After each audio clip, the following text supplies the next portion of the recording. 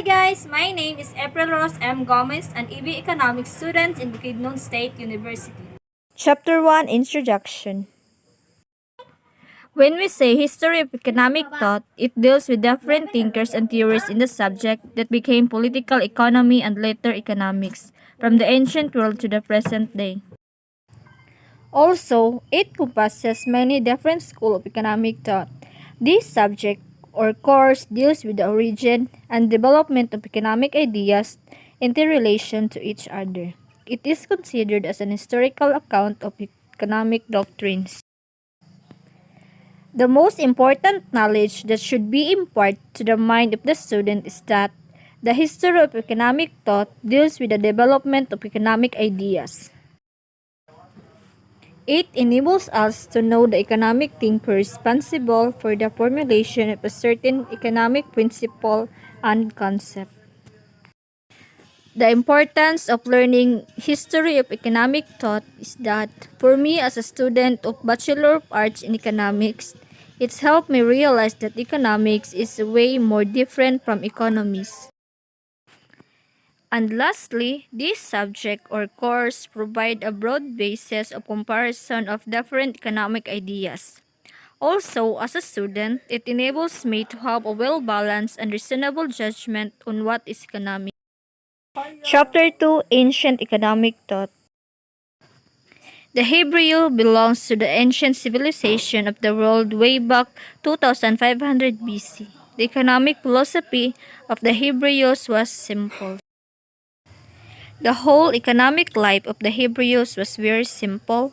Their life was dominated by the priestly class, religion, law, ethics, and economic ideas were bound together. Even though their economic ideas were simple and scattered, they had greater power to influence the mind of people.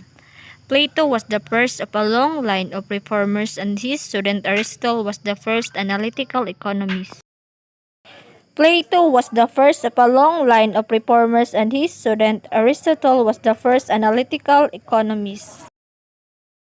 The learning that I have acquired in Plato's economic thought are his 5 types of government, namely aristocracy, democracy, oligarchy, democracy, and tyranny. I learned that these 5 different government is way differ from each other, and all of these type of government are being utilized and used in today's generation.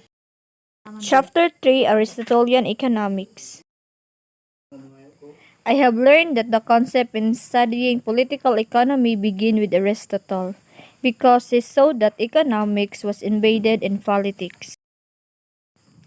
During this entire chapter, I have acquired a useful knowledge about Aristotle's contribution to economic thinking concerning the exchange of commodities and the use of money in this exchange.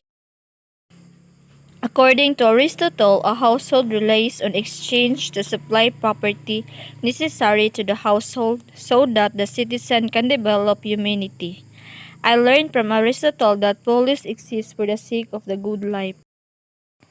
To sum up everything that has been stated so far is that Aristotle's economic insight and influence on the development of economic thought were considerably.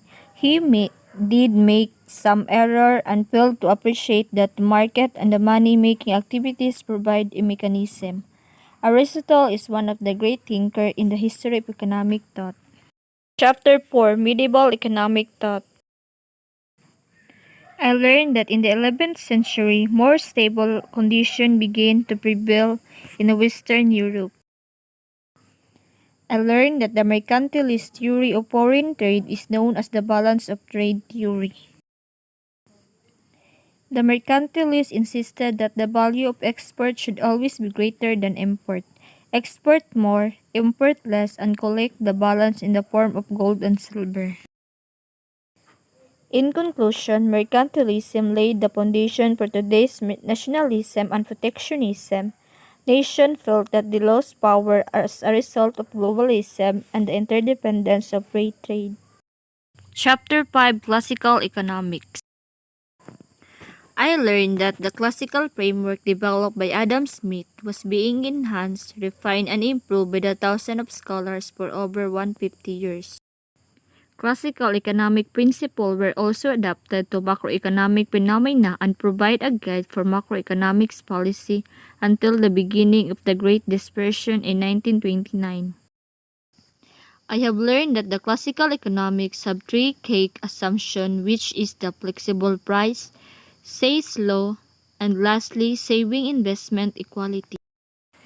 In the end of this chapter, I was able to differentiate the difference between classical economy and Marx's political economy. The classical economics have gives values to commodities, while in the other hand, Marx's political approach value is being given to labor because without labor, production of goods and services cannot be possible. Chapter 6, David Hume. I learned that in Hume's skeptical claim that we humans that have experience of a simple individual impression that we can call the self, where the self is the totality of the person's conscious life.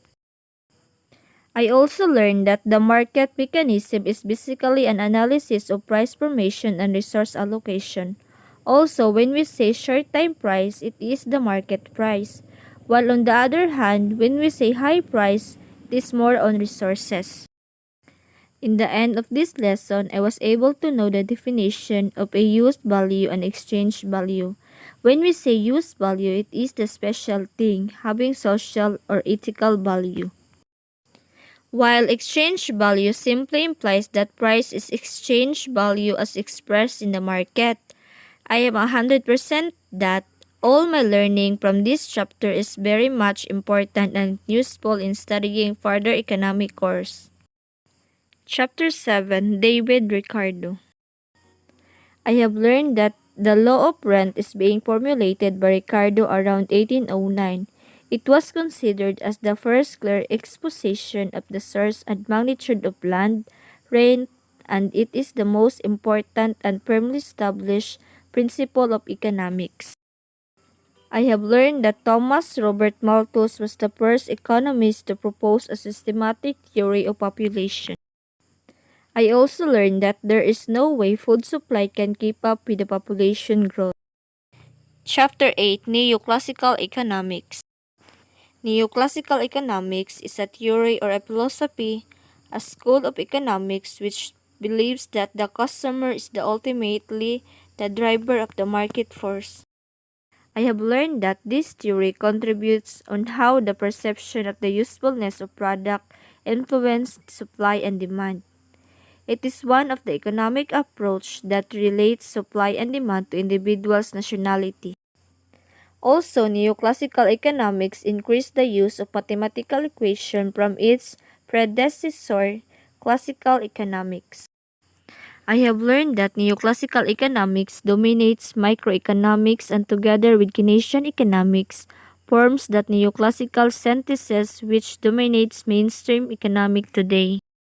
In fact, understanding such allocation is often considered the definition of economics to neoclassical priorities. I have learned that Keynesian economic theory is an economic school of thought developed by Keynes that broadly states that government intervention is needed to help economies emerge out of recession. I discovered that Keynesian economics theory consists of metrics that government should closely monitor: interest rate, tax rate, and social programs.